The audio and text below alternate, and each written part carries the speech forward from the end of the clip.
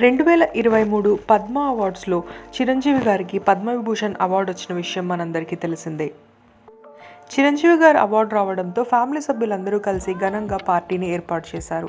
ఈ పార్టీకి ప్రత్యేక అతిథిగా విచ్చేశారు తెలంగాణ సీఎం అయిన రేవంత్ రెడ్డి గారు.